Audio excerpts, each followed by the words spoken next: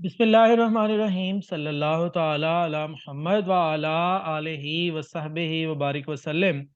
Students, Aftab तारी आपसे मुखातिब हूँ।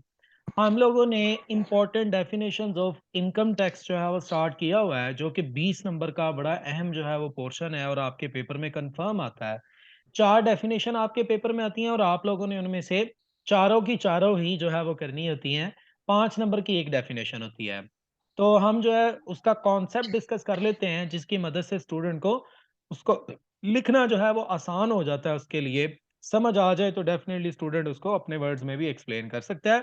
लेकिन जो उसकी डेफिनेशन होती है, जो हमारा इनकम टैक्स ऑर्डिनेंस 2001 बताता है, वो डेफिनेशन हमने वही लिखनी होती है।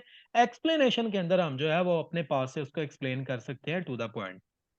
तो जनाब, आज हमारी तीसरी इंपॉर्टेंट डेफिनेशन है। आज हमने दो डेफिनेशंस पढ़नी है। एक तो हमने पढ़नी है ये अभी, और एक इसके बाद मजीद फर्दर है। दोनों को जो है वो देखेंगे और ये हमारा लेक्चर तीसरा लेक्चर है। लेकिन आज डेफिनेशन हम दो पढ़ेंगे। तो आप अच्छी अंडरस्टैंडिंग के लिए ज़रूरी है पिछली डेफिनेशन को भी तैयार करते चले जाएं।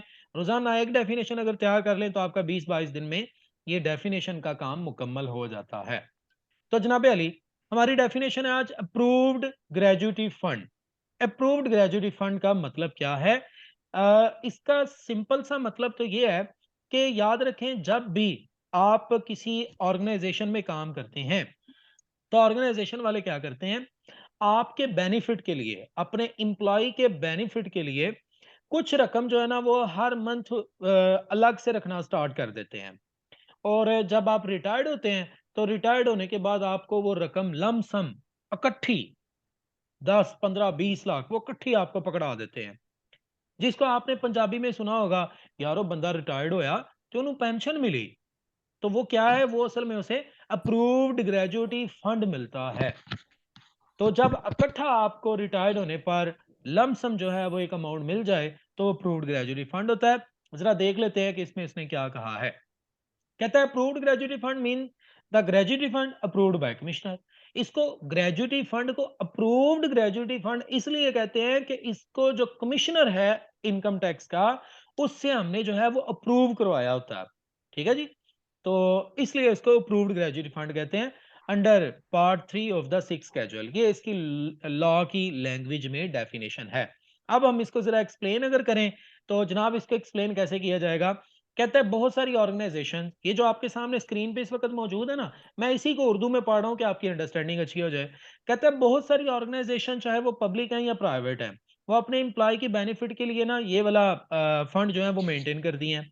इस फंड के अंदर जो है वो पैसे साल हर साल जमा होते रहते हैं और आम तौर पे एम्प्लॉय को रिटायरमेंट के वक्त जो है वो इकट्ठे दे दिए जाते हैं, जितने लाख भी बना हो। और कहता है अगर एम्प्लॉय की डेथ हो जाए बिफोर रिटायरमेंट तो फिर वो सारे का सारा पैसा जो है उसकी फैमिलीज में जो है वो दे दिया जाता है, उसकी फैमिली को दे दिया जाता है। अच्छा जी, अब आपने ये जो अप्रूव्ड ग्रेजुएटी फंड है, इसका अप्रूवल कहाँ से लेना होता है?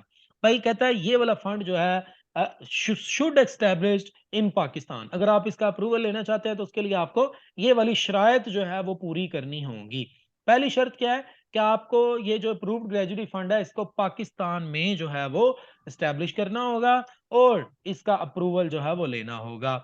दूसरा, ये वो ऑर्गेनाइजेशन जो है वो इस फंड को एस्टैब्लिश कर सकती है, बना सकती है, जिस ऑर्गेनाइजेशन के 90% एम्प्लॉइज पाकिस्तान में काम कर रहे हों। क्योंकि बाज़ का ऐसा भी होता है कि आपकी कोई एक आध ब्रांच जो है वो बाहर भी है, तो बाहर भी आपके एम्प्लॉय होते हैं किसी और मुल्क में।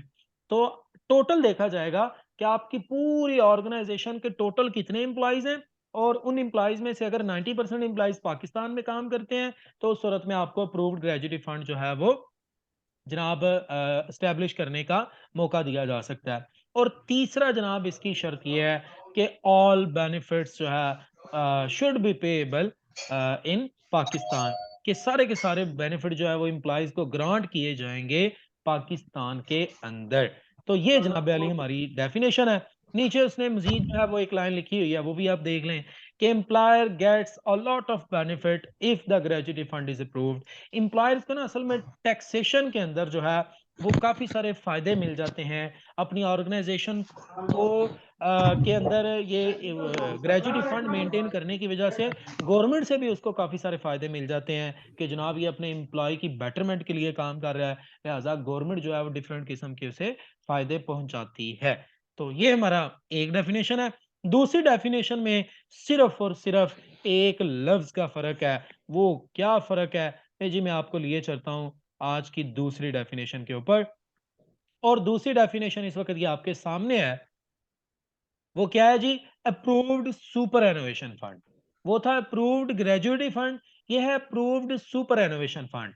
अप्रूव्ड ग्रेजुएटी फंड के अंदर मैंने आपको बताया है कि एम्प्लॉई को जो है वो पैसे दिए जाते हैं at the end of his professional life. मतलब जब वो रिटायर होता है तो उस वक्त उसको सारे के सारे पैसे इकट्ठे मिल जाते हैं। जबकि अप्रूव्ड सुपर एनोवेशन फंड के अंदर सारे पैसे मेरे भैया इकट्ठे नहीं मिलते, बल्कि क्या किया जाता है, ये देखें जी, एन्युटीज की सूरत में और पेंशन मतलब मंथ की सूरत में। आपने ये भी सुना होगा कि फलां बंदा रिटायर हुआ है तो अब उसको गवर्नमेंट से हर महीने 50,000 रुपया मिलता है। वो असल में उसे पेंशन मिल रही है, वो उसकी एन्युटी है।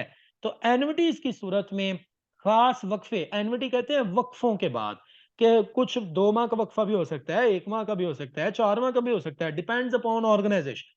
तो कुछ-कुछ वक़्फ़ों के बाद उसको रेगुलर बेसिस पे जो है वो पेमेंट मिलती रहती है। तो वो जो उसको रेगुलर बेसिस पे पेमेंट मिलती है, that is approved superannuation fund. तो अप्रूव्ड सुपर एनुएशन फंड में भी आपने वही कुछ पढ़ना है। सबसे पहले आपने डेफिनेशन तैयार करनी है, उसके बाद जनाब आपने इसकी एक्सप्लेनेशन, एक्सप्लेनेशन भी वही है, कोई फ़र्क नहीं है। मास वाइज़ के कि जनाब जो सुपर एनुएशन फंड है, वो मंथ वाइज़ या कुछ ख़ास इंटरवल्स के बाद रेगुलर मिलता है, और वो जो ग्रेजुइटी फंड है, वो जो है वो जनाब लमसम सूरत में मिलता है। इसके बाद इसके अप्रूवल में और उसके अप्रूवल में कोई फ़र्क नहीं, सेम है। जो शराइत उसके अप्रूवल की हैं, वही इधर हैं। मैं क्वेश्चन को, आज की डिस्कशन को ख़त्म कर रहा हूँ। इसको अच्छे से तैयार कीजिएगा। आने वाली क्लास में इंशाल्लाह हम मज़ीद डिस्कशन करेंगे। ये था आज तक के लिए। Keep watching Aftab Attari official.